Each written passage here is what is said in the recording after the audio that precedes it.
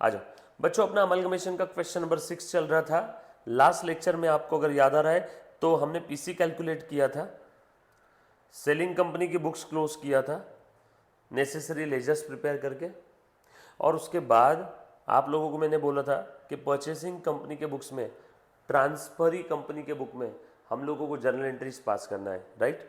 सो आ जाओ फटाफट से हम लोग एंट्रीज पास करते। फर्स्ट वाली एंट्री हो गई थी बेटा अपनी, कौन सी? बोलो बेटा, business purchase and PC due. So business purchase किया तो business purchase account debit to, बोलो बेटा, to liquidator of selling company. Selling company के लिक्विडेटर को ये सारा पैसा देना है, इसीलिए मैंने उसको क्या किया, क्रेडिट कर दिया। और अब second entry, incorporation of assets and liabilities. बताओ तो कौन कौन सी एसेट्स और लाइबिलिटी हमने ले लिया है, क्या मुन्ना? चेक करके बताओ, जल्दी जल्दी से नोट्स निकालो अपनी और बताओ कौन कौन सी एसेट्स और लाइबिलिटीज हमने लिया है। क्वेश्चन नंबर 6 में एसेट्स के नाम पे मेरे पास दिख रही है नॉन करंट एसेट में property plant and equipment, property plant and equipment ले लिया। और जब परचेसिंग कंपनी के बुक्स में एंट्रीज करेंगे तो उस समय ये जो एसेट्स और लाइबिलिटीज़ हम लोग लेंगे ये अग्रीड वैल्यू पे लेंगे। ध्यान से सुनना, जब मैं सेलिंग कंपनी की बुक्स क्लोज करता हूँ, one more time guys please ध्यान देना, बहुत काम का सेंटेंस है। जब मैं सेलिंग कंपनी की बुक्स क्लोज करता हूँ उस समय मैं बुक वैल्यू पे क्लोज करता हूँ, क्योंकि सेलिंग कंपनी की बुक्स क्लोज होगी नहीं जब तक बुक वैल्यू रिवर्स नहीं करोगे। लेकिन जब परचेसिंग कंपनी के बुक में एंट्री करूंगा तो परचेसिंग कंपनी ने एसेट्स और लाइबिलिटी लिया है, किसकी? सेलिंग कंपनी की। परचेसिंग कंपनी ने एसेट्स और लाइबिलिटी लिया है, किसकी? सेलिंग कंपनी की। तो वो जिस वैल्यू पे लिया, जो अग्रीड वैल्यू पे लिया, उस अग्रीड वैल्यू पे हम लोगों को क्या करना होगा, एंट्री पास करनी होगी। चलो बताओ अग्रीड वैल्यू क्या क्या दिया बेटा इन्होंने, पढ़ो question. Property plant and equipment कितने में लिया है देखो तो जरा, 15 लाख के अंदर में ले लिया इन्होंने, बोला है ना? नहीं नहीं, इन्होंने ये दिया है बेटा, कितने में लिया देखो, वैल्यू ऑफ द शेयर्स ये दे दिया है। Liabilities of the Better Limited include 1 lakh due to Base Limited, inter company owings था। It was agreed that Base Limited will take over the business of Better on the basis of latest balance sheet. Oh wow, सबसे बढ़िया काम है। नीचे का second number का additional information का point देखना, इन्होंने बोला है परचेसिंग कंपनी ने सेलिंग कंपनी के बिजनेस को अक्वायर कर लिया on the basis of balance sheet of selling company. बाकी कोई भी इंडिविजुअल असेट्स और लाइबिलिटी का अग्रीड वैल्यू नहीं दिया है, मतलब परचेसिंग कंपनी ने कोई भी असेट्स और लाइबिलिटी के लिए भावताव नहीं की है। परचेसिंग कंपनी ने सेलिंग के बैलेंस शीट के हिसाब से एज इट इज बिजनेस ले लिया। तो चलो हमारे लिए तो बहुत आसान काम हो गया, ध्यान से सुनना बेटा, हमारे लिए बहुत आसान काम हो गया। एसेट्स ले लो सबसे पहले, कौन सी एसेट्स थी बेटा बताओ तो? Property plant and equipment, property plant and equipment आप पूरा लिखोगे, बैलेंस शीट में दिख रहा है 15 लाख। और कौन सी एसेट लिया? नॉन करंट एसेट तो है नहीं सेलिंग के पास, करंट एसेट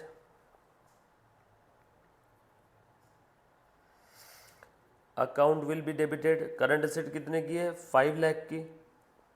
एक लाइन का स्पेस देना हर बार। और उसके बाद लाइबिलिटीज ले लो, लाइबिलिटीज कौन सी है? पीछे के पेज पे आके वापस चेक करो, लाइबिलिटीज, लाइबिलिटीज के नाम पे करंट लाइबिलिटी दिख रही है बस, थर्ड पार्टी लाइबिलिटी में करंट लाइबिलिटीज, लाइबिलिटी ले लिया। जब भी कोई कंपनी किसी दूसरे कंपनी की लाइबिलिटी लेती है ना, तो जो लेने वाली कंपनी है, मैंने सेलिंग कंपनी की लाइबिलिटी ले ली तो मेरी लाइबिलिटीज़ बढ़ गई तो लाइबिलिटी को क्रेडिट करो। जब मैंने किसी की एसेट लिया तो मैं एसेट को डेबिट करूँगा, जब मैंने किसी की लाइबिलिटी लिया तो लाइबिलिटी को क्रेडिट करूँगा। देखो मैंने क्रेडिट किया, राइट। चल उसके बाद बिजनेस परचेस को रिवर्स करो, ऊपर बिजनेस परचेस डेबिट किया था, नाउ बिजनेस परचेस मतलब एसेट्स और लाइबिलिटी लेना। One more time, business purchase करना मतलब असेट्स और लाइबिलिटीज लेना। एसेट्स और लाइबिलिटीज मैंने एक्चुअल में ले लिया, तो अब बिजनेस परचेस की कोई ज़रूरत नहीं, रिवर्स कर देना बेटा उसको। बिजनेस परचेज अकाउंट कितना था? 15 लाख। कितना था बेटा? 15 लाख। अब जरा एंट्री की तरफ देखना, क्या लग रहा है देख करके? आपने कितने की नेटवर्थ लिया? एसेट्स लिया 20 लाख की, लाइबिलिटी लिया 2 लाख की, यानी अपने net worth, net asset net asset, net worth कितने का लिया? 18 लाख का। बट 18 लाख के नेटवर्थ के लिए आपने पीसी पे किया, पीसी पे किया ओनली 15 लाख। बताओ 18 लाख के लिए आपने पे किया 15 लाख। वन मोर टाइम, आपने एसेट कितने की ले लिया? 20 लाख की। लाइबिलिटी कितने की लिया? 2 लाख की। Asset minus liability, net asset कितने की लिया बेटा? 18 लाख की। 15 प्लस 5 20, 20 माइनस 2 18 लाख। बट इसके लिए पीसी कितना दिया? पीसी दिया 15 लाख। ओ वाह, आपका फायदा हो गया कितने लाख का? 3 लाख का। ये जो फायदा हुआ ये रेवेन्यू नेचर का फायदा है या कैपिटल नेचर का? ये कैपिटल नेचर का फायदा है। सो ये कहाँ जाएगा? कैपिटल रिजर्व में। लिखो बेटा, टू, एक लाइन की स्पेस देने बोला था, to capital reserve account difference 3 lakh डैन टैन। नरेशन लिखो, being incorporation of various assets and liabilities for agreed PC। हमने एसेट्स भी लिया, लाइबिलिटी भी लिया। एसेट ली 20 लाख की, लाइबिलिटी लिया 2 लाख की। 20 माइनस 2 18 लाख का नेटवर्थ लिया और बदले में पीसी कितना देना है? ओनली 15 लाख। 3 लाख का फायदा हो गया। ये समझ में आया बेटा सभी को? Very good. चलो आगे। ये बिजनेस परचेस को रिवर्स करना ना भूले। अरे बाबा, बिजनेस परचेस ऊपर डेबिट किया, अब बिजनेस ले लिया मतलब एसेट्स और लाइबिलिटी लिया। एसेट्स और लाइबिलिटी लेना मतलब ही बिजनेस लेना। अब जब एसेट्स और लाइबिलिटी ले लिया तो ऊपर के बिजनेस परचेस को रिवर्स कर दो। ऊपर वाला ड्यू का एंट्री है, जैसे ही एसेट्स लाइबिलिटी ले ली तो बिजनेस परचेस को रिवर्स कर देना। क्लियर? पक्की बात? चलो आगे। चलो भैया ध्यान से सुनना, PC due, incorporation of assets and liabilities, then PC pay कर दो। याद आई क्या? गिनती की 4 एंट्रीज है। जब पेमेंट करना बाकी था तब लिक्विडेटर को क्रेडिट किया, अब मैं पीसी पे कर रहा हूं तो लिक्विडेटर को डेबिट करूंगा। Liquidator of transferor company account को पहले क्रेडिट किया था, अब डेबिट कर रहा हूं। और पीसी किस फॉर्म में दे रहा हूं? जरा क्वेश्चन वर्किंग नोट चेक करो अपना पीसी ड्यू का। हमने स्टार्टिंग में सबसे पहले देखा था कि while paying the purchase consideration, PC हम लोग किस फॉर्म में दे रहे हैं? In the form of shares.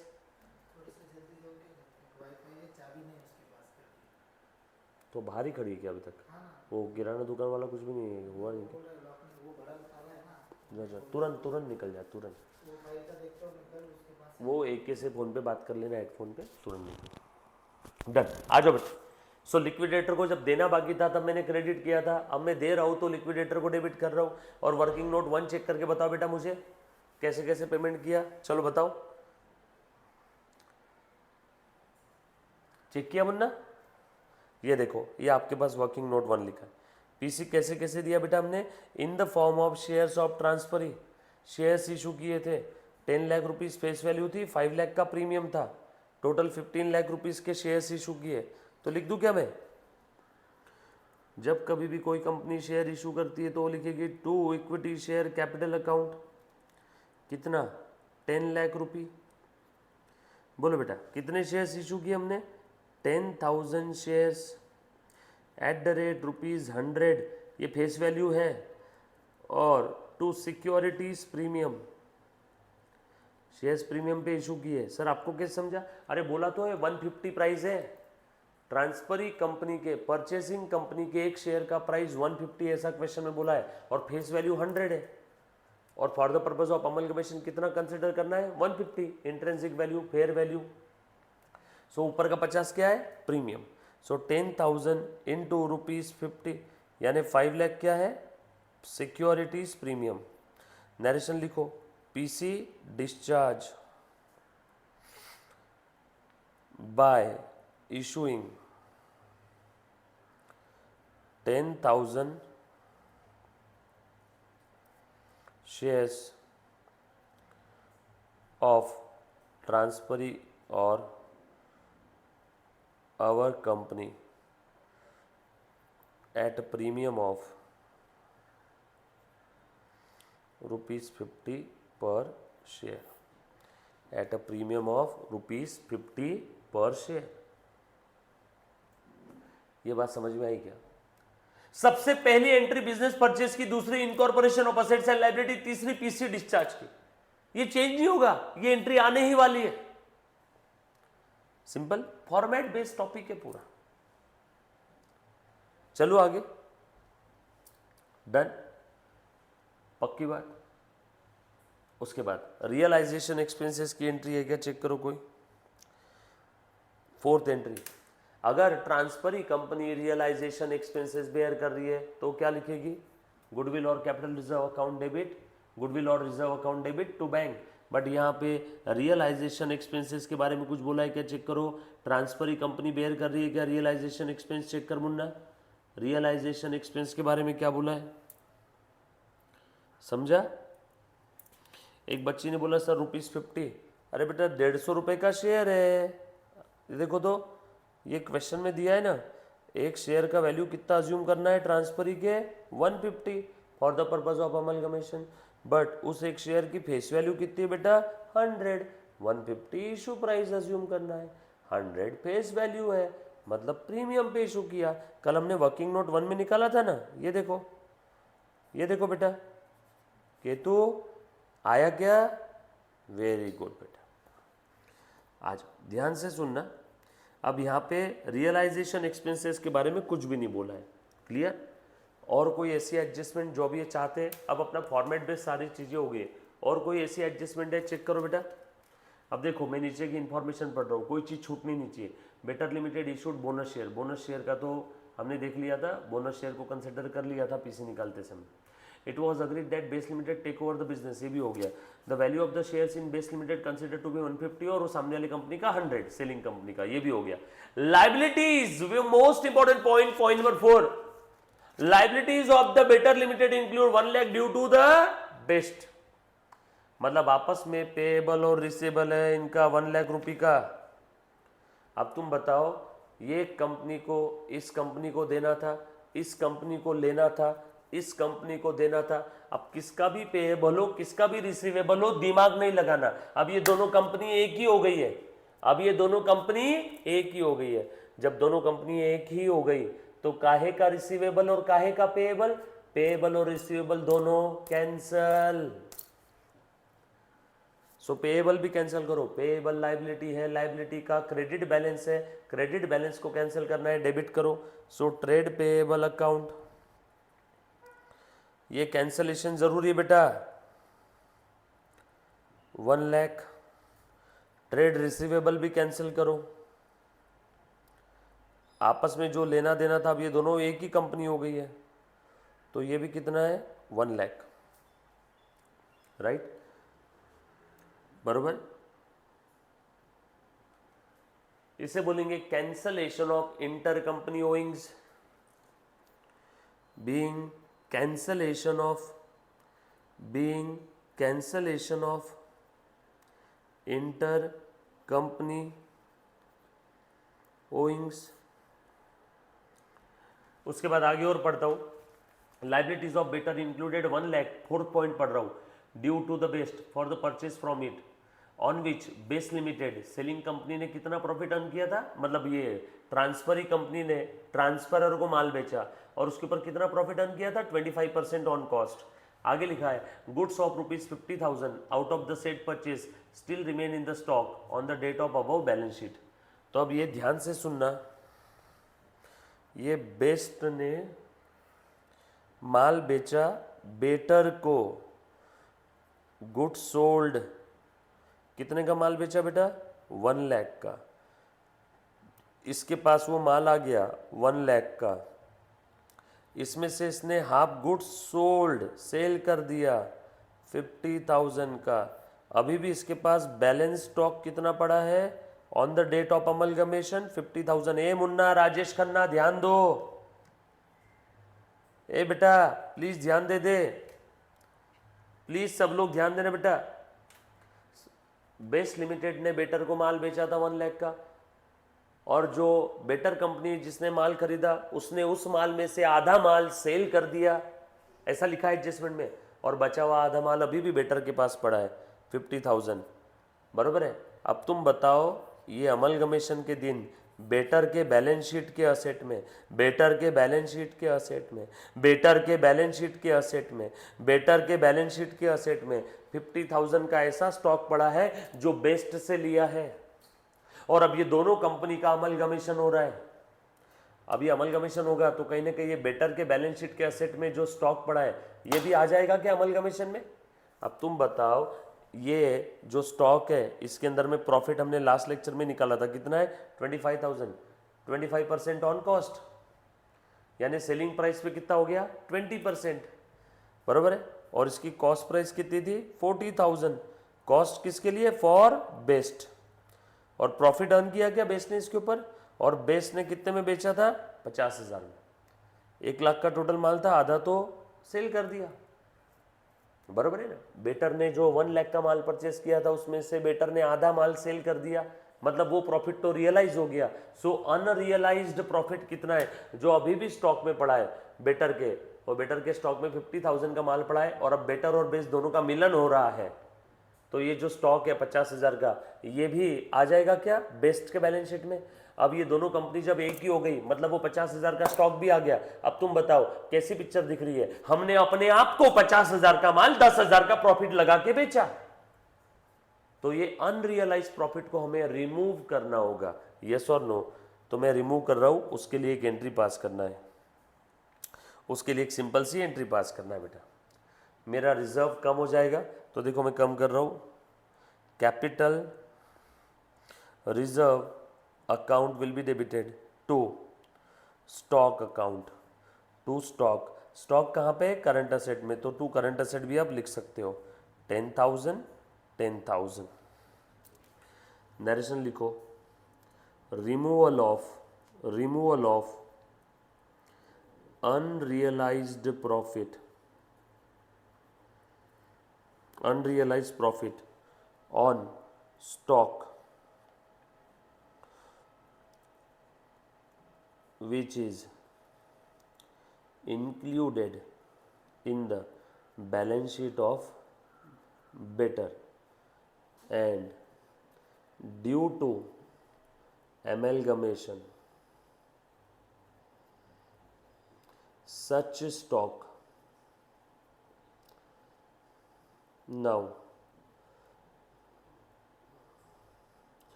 received by best. So best का ही बेचा हुआ माल बेस्ट के पास वापस आया प्रॉफिट मार्जिन लग के। सो बेस्ट ने उसमें जो प्रॉफिट मार्जिन था वो रिमूव कर दिया। ये पॉइंट समझ में आया क्या? जब कभी भी ट्रांसफरर या ट्रांसफरी दोनों में से आपस में किसी ने भी किसी को भी अगर कोई माल बेचा और वो माल अमलगमेशन वाले दिन still exist in the balance sheet, तो उस समय उस माल का जो भी प्रॉफिट कंपोनेंट है हमें वो रिवर्स करना होगा। हमें वो क्या करना होगा? रिवर्स करना होगा बेटा। यस और नो? ये बात समझ में है बेटा सभी को? पक्की बात? That's it. और कोई एडजस्टमेंट है? नो, सारी एडजस्टमेंट खत्म। तो इसमें आपको ये 2 एंट्री एक्स्ट्रा थी, इंटर कंपनी ओइंग्स की कैंसलेशन की और ये स्टॉक रिजर्व की। पक्का क्लियर है सारे बच्चे? बेटा प्लीज एक बार किसी बच्चे को कोई डाउट है तो पूछो बेटा, एक बार ध्यान से सुनना। देखो तो देखो, किसी को वर्किंग नोट लिखना है तो लिख लो स्टॉक रिजर्व का।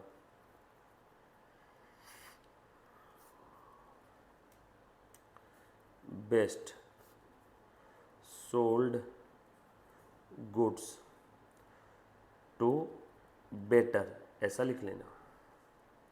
₹1 लाख, ₹1 लाख। ये 1 लाख क्या है? Selling price minus half goods further sold by better, so therefore balance in stock 50,000। और इसमें प्रॉफिट कितना अर्न किया है बेटा?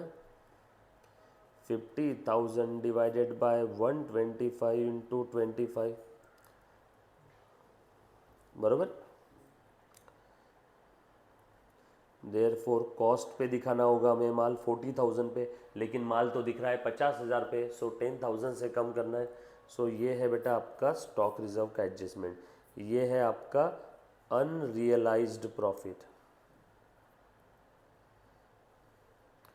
To be reversed, to be reversed. ये हमें क्या करना है? रिवर्स करना है। ये अनरियलाइज प्रॉफिट हमें क्या करना है? रिवर्स करना है। ये बात समझ में आई सभी को? किया बेटा? All set? बड़े आगे?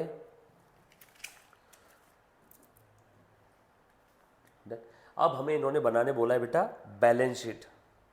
लिखो बैलेंस शीट,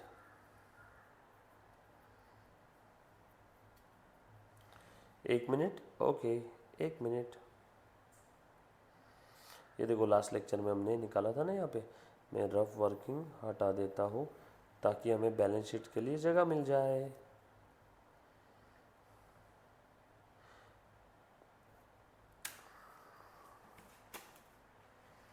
लिखो फटाफट से लिखो बेटा।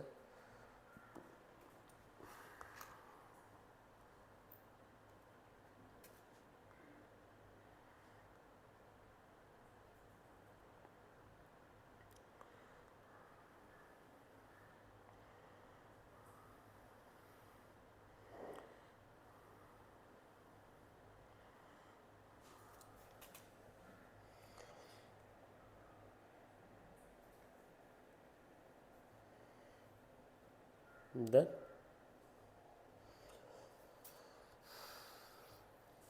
डन?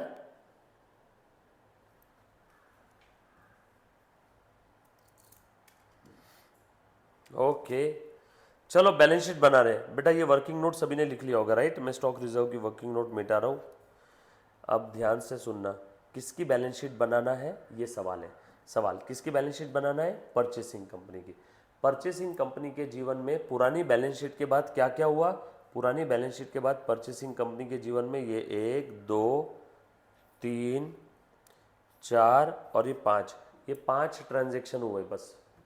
सो जब कभी भी आपको ट्रांसफरी कंपनी की बैलेंस शीट बनाने बोलेंगे तो उस समय ट्रांसफरी की पुरानी बैलेंस शीट और ट्रांसफरी के बुक में जो भी ये 5 एंट्रीज हुई है ये दोनों को मर्ज करके नई बैलेंस शीट बना लेना।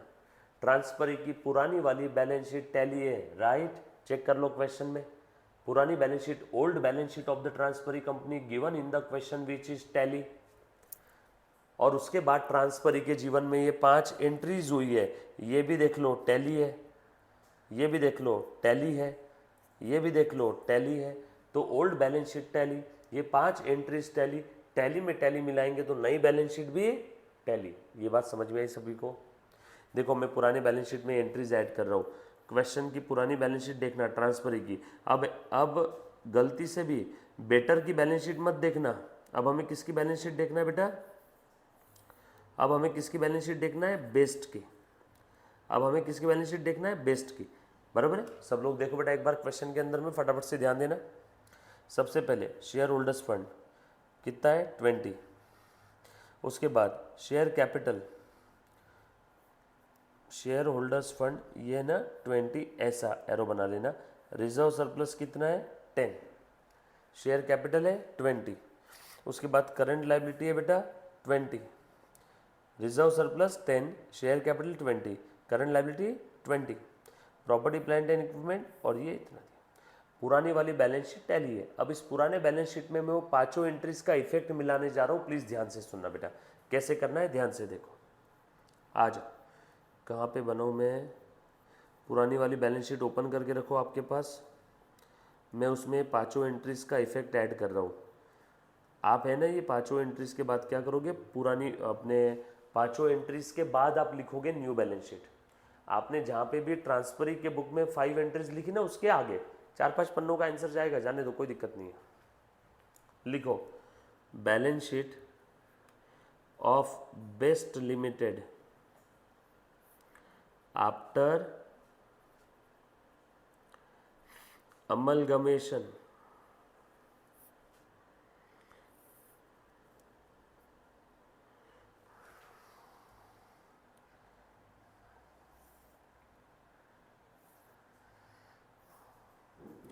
Serial number, particulars, note number, amount. Format बनाओ बेटा एक पेज का पूरा।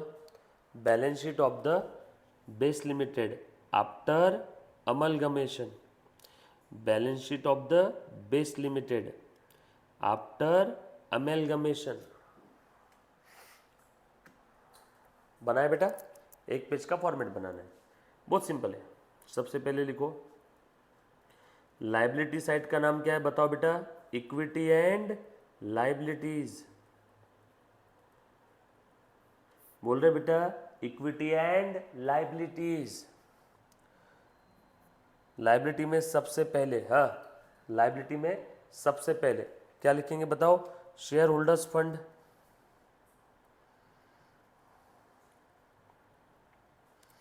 फॉर्मेट तो लिख लो पहले, उसके बाद 2-3 लाइन, 3-4 लाइन की जगह छोड़ दो, फिर लिख लो नॉन करंट लाइबिलिटी, फिर 2-3 लाइन की जगह छोड़ दो और लिख लो current liability,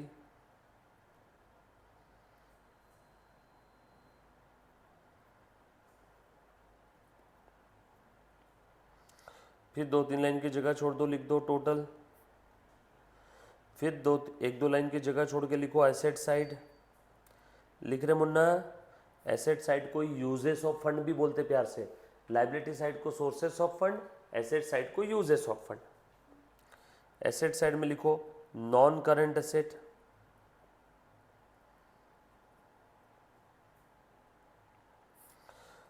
non current asset के बाद 3-4 लाइन की जगह छोड़ दो और लिख लो करंट एसेट,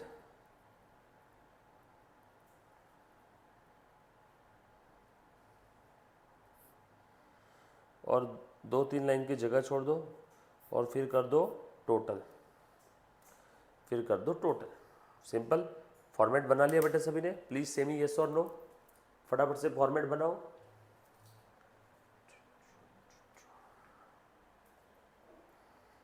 बनाए?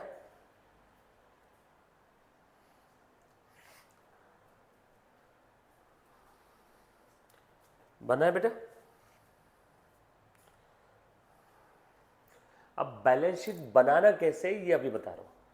प्रीवियस, पुरानी वाली जो क्वेश्चन में ओल्ड बैलेंस शीट दिया हुआ है, you have to see that old balance sheet and at the same time you have to compare the journal entries which you have passed in the books of transferring company. Are you getting my point guys? ये मेरे हाथ में question है, दिख रहा है सभी को? अब ये क्वेश्चन के अंदर में प्रीवियस जो बैलेंस शीट दी है वो प्रीवियस बैलेंस शीट को मैं देखूंगा बेस्ट लिमिटेड की, राइट?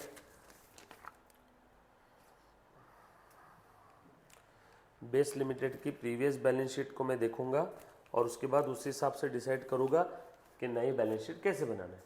पुरानी वाली बैलेंस शीट रखो आंखों के सामने और वो 5 एंट्रीज रखो आंखों के सामने, तो वो 5 एंट्रीज पुरानी बैलेंस शीट में मर्ज करना है। 5 एंट्रीज टैली है, पुरानी बैलेंस शीट टैली है, टैली में टैली मिलाओगे तो नई बैलेंस शीट भी टैली हो जाएगी। बनाए बेटा फॉर्मेट?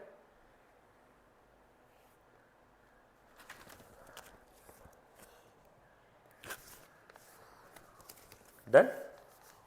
अच्छा, यस, ओके। चल देखो, पुरानी वाली बैलेंस शीट में सबसे पहले क्या दिख रहा है? शेयर होल्डर्स फंड्स के नाम पे नीचे दिया है शेयर कैपिटल, तो यहां पे लिखो शेयर कैपिटल। यहां पे लिखना नोट नंबर 1। बेटा ध्यान दे कैसे बनाते हैं तो बैलेंस शीट, बहुत काम की चीज है मुन्ना। नीचे लिख दिया मैंने नोट नंबर 1। अब आ जाओ बैलेंस शीट के नीचे, लिखो नोट्स टू द अकाउंट्स। फटाफट से बनाओ बेटा, notes to the accounts. Note number 1 लिखो जल्दी, शेयर कैपिटल। शेयर कैपिटल में लिखो बेटा, कौन सा शेयर कैपिटल है? Equity share capital. उसमें लिखेंगे authorised share capital close. Authorise पता नहीं कितना है तो देन लिखेंगे इशूड सब्सक्राइब्ड। इशूड सब्सक्राइब लिखो तो बेटा, लिखो issued subscribed called up and paid up. चलो बेटा लिखा है सभी ने, authorise dash issued subscribe called up and paid up, called up and paid up share capital. बोलो बेटा issued subscribe called up paid up कितना है मुन्ना, बता दो जरा, ढूंढो। क्वेश्चन में पहले का कितना है तो आ जाओ। क्वेश्चन में दिख रहा है बेटा मुझे, इसका शेयर कैपिटल था पहले का 20 लाख, इसका शेयर कैपिटल था पहले का 20 लाख। मुन्ना दिख रहा है क्या सभी को? बेटा इसका पहले का था 20 लाख रुपीस। और अब ध्यान से सुनना, बैलेंस शीट का सबसे पहला आइटम, ए बेटा सब लोग ध्यान दो, शेयर कैपिटल था 20 लाख। बेटा इधर ध्यान दे। उसके बाद अब जर्नल एंट्री में ढूंढो शेयर कैपिटल कहाँ का है। जर्नल एंट्री में बैलेंस शीट मैंने ओपन करी, बैलेंस शीट का सबसे पहला item share capital, share capital. अब जनरल एंट्री में ढूंढना शुरू करो, share capital share capital share capital share capital. Journal entries में शेयर कैपिटल अगर क्रेडिट हुआ है तो प्लस करो, डेबिट हुआ है तो माइनस करो। देखो share capital share capital share capital share capital, हाँ क्रेडिट हुआ है। सो बेस्ट लिमिटेड का पहले का शेयर कैपिटल था 20 लाख और इशू किया 10 लाख का, और उसके बाद और कहीं क्या शेयर कैपिटल? नो। सो 20 lakh plus 10 lakhs, total share capital हो गया बेटा 30 लाख। एक बार चेक करो और बेटा समझ में आया क्या? और नीचे नोट लिखेंगे यहाँ पे आप लोग बच्चों, कंपलसरी बेटा ये note, out of the above, बहुत ज़्यादा कंपलसरी है, इंपॉर्टेंट है बेटा। Out of the above share capital rupees 10 lakhs shares were issued for consideration other than cash. बताना ज़रूरी है शेयर होल्डर्स को कि ये टोटल 30 लाख के शेयर कैपिटल में 10 लाख का जो शेयर कैपिटल है वो है for the consideration other than cash. मतलब ये 10 लाख के कैपिटल के लिए हमने कैश नहीं लिया, ये 10 लाख के शेयर कैपिटल के लिए हमने पूरा धंधा ले लिया, बिजनेस परचेस किया, पैसे नहीं मिले उसके लिए, हमने क्या परचेस किया? बिजनेस। ये बात समझ में आई सभी को? चलो आगे, चलो लिखा बेटा सभी ने, अब और तो कुछ है नहीं, टोटल करो। अब लिखो बैलेंस शीट में सबसे पहला आइटम लिख रहे बेटा 30 लाख शेयर कैपिटल। उसके बाद फिर से पुरानी वाली बैलेंस शीट में जाओ, अगला आइटम क्या था बेटा? देखो रिजर्व सरप्लस था, रिजर्व सरप्लस 10 लाख। ढूंढो रिजर्व सरप्लस में, लिखो दूसरी नोट रिजर्व सरप्लस, और ढूंढो जर्नल एंट्रीज में रिजर्व सरप्लस कहाँ है। शेयर होल्डर्स फंड्स के नीचे दिख रहा है बेटा शेयर कैपिटल, शेयर कैपिटल के नीचे रिजर्व्स एंड सरप्लस, क्वेश्चन के बैलेंस शीट में। इसके लिए नोट 2, पुराना वाला रिजर्व सरप्लस कितना था बेटा बताओ? पूरा लिखना है, शॉर्टकट नहीं यूज करना है किसी ने। पहले का रिजर्व सरप्लस कितना था बेटा? पहले का रिजर्व सरप्लस था आप लोगों का, क्वेश्चन में चेक करके बता दो, ये था बेटा 10 लाख रुपीस का। प्रीवियस रिजर्व सरप्लस ये था 10 लाख रुपीस का। यहाँ पे लिख लेता हूँ मैं रिजर्व्स एंड सरप्लस, पहले का था 10 लाख रुपी। उसके बाद जर्नल एंट्रीज में ढूंढो कहाँ कहाँ रिजर्व सरप्लस है, रिजर्व सरप्लस से रिलेटेड कोई आइटम है क्या? ढूंढो बेटा जर्नल एंट्रीज में, बताओ। पहली एंट्री में रिजर्व सरप्लस है? नो। दूसरे में reserve surplus yes. Capital reserve credit हुआ, बढ़ गया, तो कैपिटल रिजर्व लिख देंगे बेटा। प्लीज ध्यान दे दो, कैपिटल रिजर्व 3 लाख रुपीस। उसके बाद अगली entry reserve surplus related, yes security premium बढ़ गया 5 लाख रुपीज से।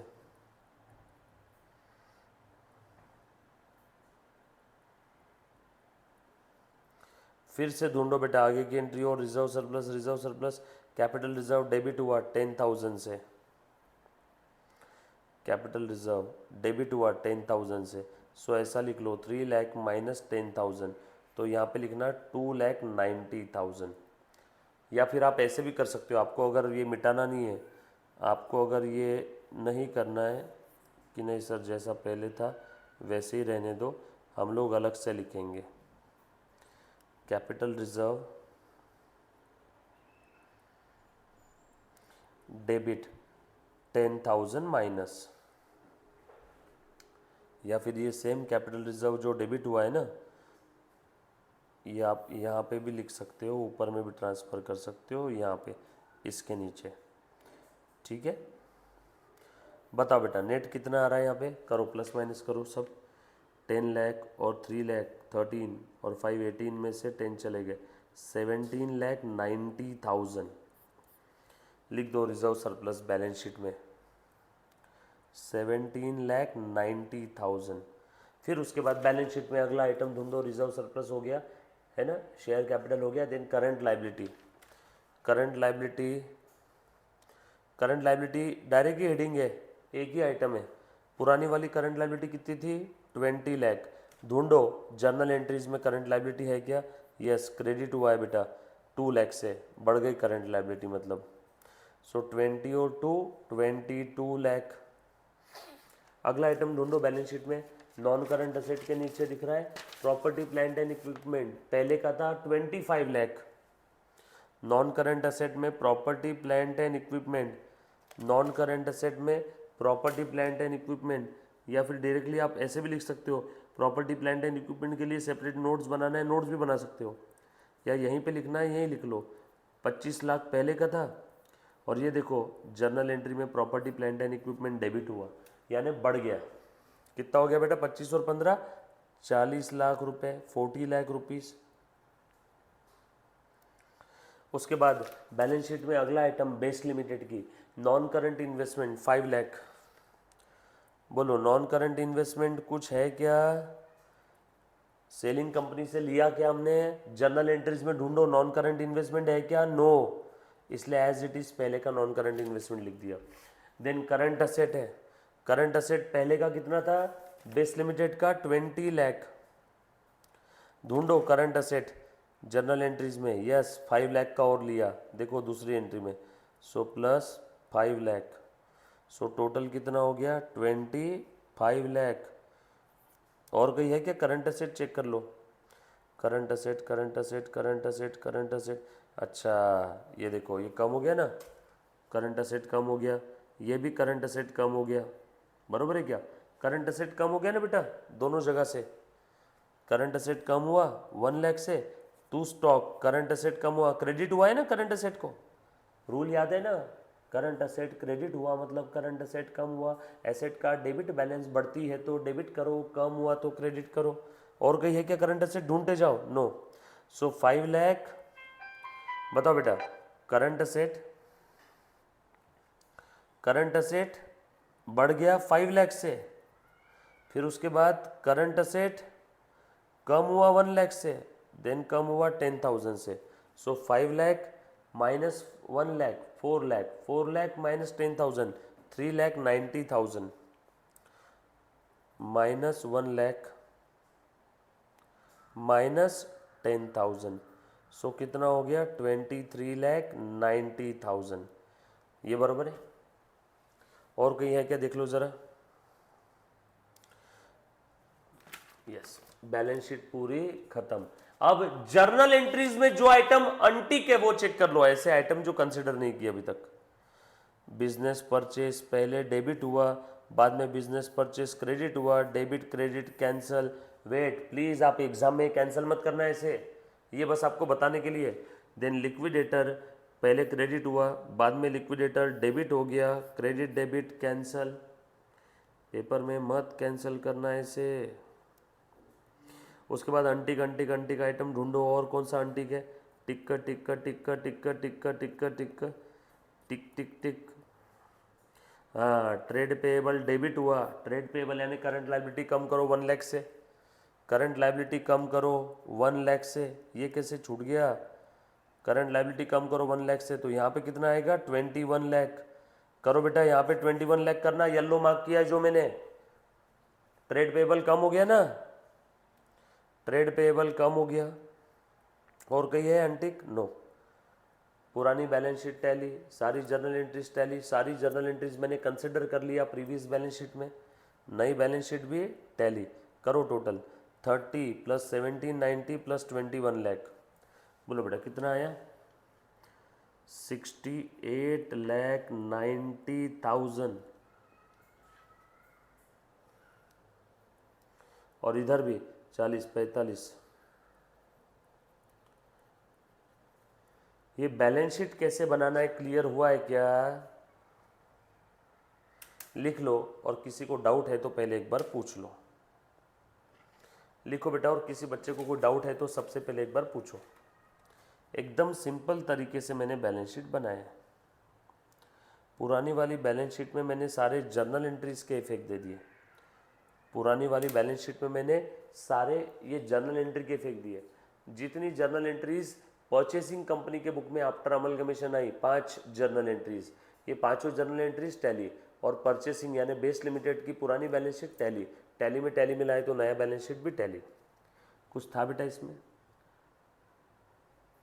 जब भी आप बैलेंस शीट बनाओगे तो पहले प्रीवियस बैलेंस शीट के आइटम को एंट्रीज में ढूंढना। लायबिलिटी वाले आइटम एंट्री में क्रेडिट हुए हैं तो प्लस करो, लायबिलिटी साइड वाले आइटम एंट्री में डेबिट हुए हैं तो माइनस करो, एसेट साइड वाले आइटम एंट्री में डेबिट हुए हैं तो प्लस करो, एसेट वाले आइटम एंट्री में क्रेडिट हुए हैं तो माइनस करो। एकदम सिंपल तरीके से, राइट?